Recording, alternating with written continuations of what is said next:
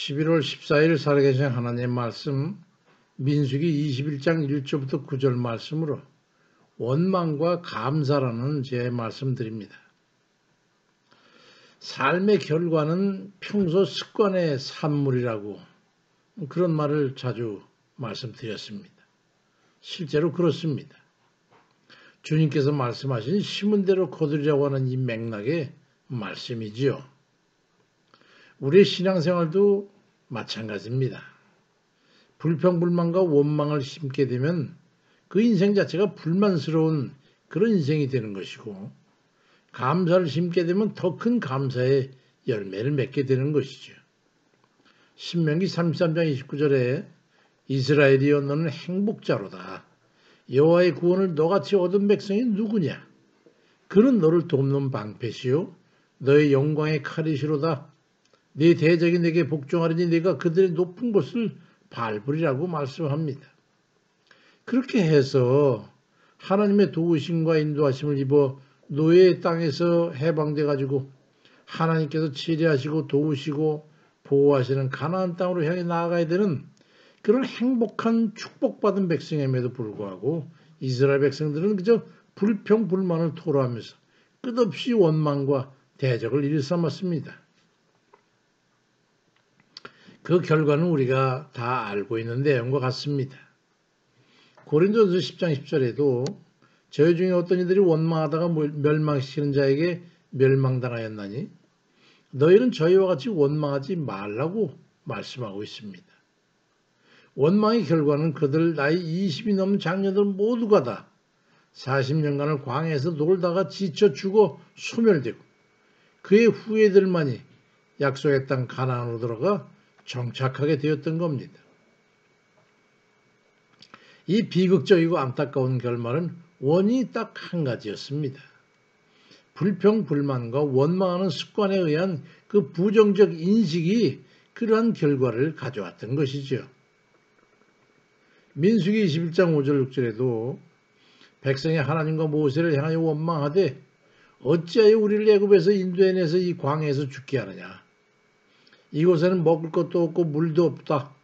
우리 마음이 하찮은 음식을 싫어하니 여호와께 불뱀들을 백성 중에 보내어 백성들은 불게 하심으로 그 이스라엘 백성 중에 죽은 자가 많더라고 말씀하고 있습니다.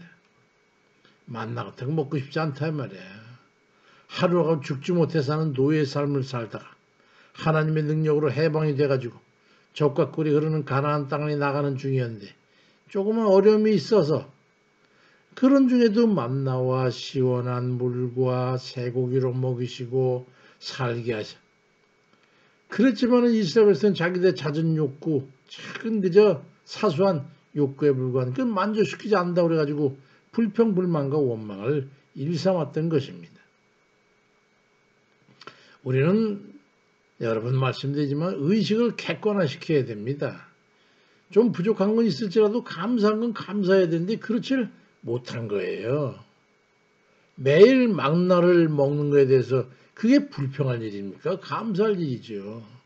그렇지만 그들은 불평하면서 하나님을 원망했어요. 만나를 먹게 했는데 자기 스스로에 수고한 게 있습니까? 밤새 땅에 떨어뜨려 주신 하나님 것으로 자기들은 허리에 주워다가 갖다 먹은 것밖에 없어요. 무슨 불평불만이 있어요 거기에. 만약에 그마저 주지 않았다면 그들은 어떻게 되었을까요? 굶주리며 허덕였을 거란 말이죠. 그러니 감사가 먼저지 원망의 조건이 먼저입니까? 그럼에도 불구하고 그들은 감사에 앞서 불평불만과 원망을 앞세웠습니다. 신광야에 이르렀을 때 물이 없어 야단법석일 때도 민수기 20장 2절 5절 보니까 회중이 물이 없으므로 모세와 아론에게로 모여들어 백성이 모세와 다투어 말하기를 너희가 어찌해서 여호와의 회중이 광야로 인도하여 우리와 우리 짐승이 다 여기서 죽게 하느냐. 너희가 어찌해서 우리를 애굽에서 나오게 해서 이 나쁜 곳으로 인도하였느냐. 이것은 파종할 곳도 없고 무화과도 없고 포도도 없고 석류도 없고 마실 물도 없다라고 불평불만을 합니다. 그때도 마찬가지잖아요. 전적으로 하나님만 의지할 때이니 물이 없어 목이 마르니 급수대책을 세워달라고 모세에게 말했으면 되고 하나님 앞에 기도할 일이었죠. 그리고 과일 같은 게 좀 생각이 났겠지만은 과일 같은 거, 채소 같은 거, 이런 것 좀 먹을 수 있으면 좋겠는데요. 그렇게 말을 했다면 모세가 하나님 앞에 하나님 백성이 과일 채소 같은 거 먹고 싶다. 그러면 매출하게 고기를 갖다가 몇 드럼씩도 주시는 하나님인데 그깟 채소, 과일 이게 문제입니까?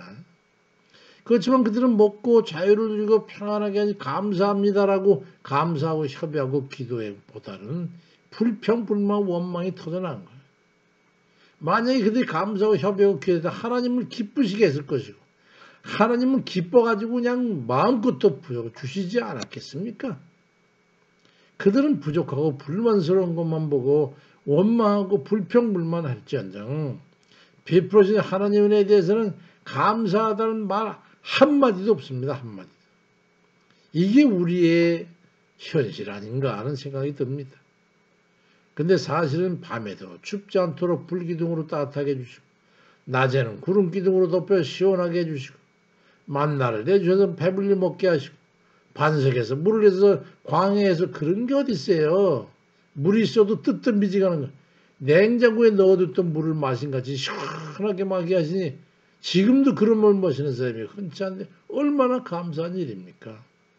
그런데도 그들은 감사는 그냥 불평불만이 입에 붙어 있어가지고 원망과 대적함으로 일관했잖아요. 어떤 것에도 그런 감사가 없었어요. 그들은. 이건 거대한 민족적 폐륜이었던 겁니다. 원래 불평불만과 오면 떼일래야 떼일 수 없는 친구들이잖아요. 그러한 이들은 결국 하나님의 진노에 처하게 됐죠. 민수기 21장 4절에 먹고 마시는 것에 불평불만 원망하니까 여호와께서 불뱀들을 백성 중에 보내서 백성들을 물게 하심으로 하나님 이스라엘 백성 중에 죽은 자가 많더라고 기록되어 있습니다. 민족적 폐륜의 처벌이 뭐 있겠어요? 그거는 완전히 하나님께 멸종시키려고 그랬었는데 불구하고 참아서 살려준 거예요. 원망의 대가를 상쇄할 수 있는 유일한 게 있어요. 그건 바로 감사합니다. 하나님께서는 우리를 사랑하시기 때문에 이스라엘 백성들에게 하신 것처럼 어떻게든지 복을 주시고 도와주시고 인도하시고 보호하시고 동행하시기를 기뻐하시는 분이네. 그러기 위해서 우리를 인도하시고 쫓아오신 거예요. 우리가 뭐라고 말이죠. 그런데도 항상 불평불만만 하고 조그만 문제가 있어도 원망부터 들고 나오는 그들에게 공의 하나님께서 진노하실 수밖에 없었던 것입니다. 그런 우리에게 시편 95편 8절에도 너희는 무르바에서와 같이 또 광해의 마사에서와 같이 됐던 날과 같이 너희 마음을 완악하게 하지 말라고 출애굽기 17장 7절 말씀을 그 전제로 해가지고 말씀하고 있어요. 역사에 만일이라는 것은 없다라고 하지만은 이스라엘 백성들이 하나님 앞에 모든 게 감사하면서 하나님 앞에 기도하면서 하나님을 기쁘시게 하면서 초신과 같이 하나님을 찬양하며 가나안을 향해 나갔다면 하나님의 원대한 계획의 실현을 통해서 적과 꿀이 흐르는 그곳에 일찌감치 정착해서 크게 융성하고 번영해서 만국을 다스리는 행복한 백성이 되었을 겁니다. 근데 40일이면 가는 거리를 갖다가 40년 넘게 세월이 걸려가지고 다 죽었어요. 이 슬픈 일 아니겠습니까? 원망이 그렇게 한 거예요.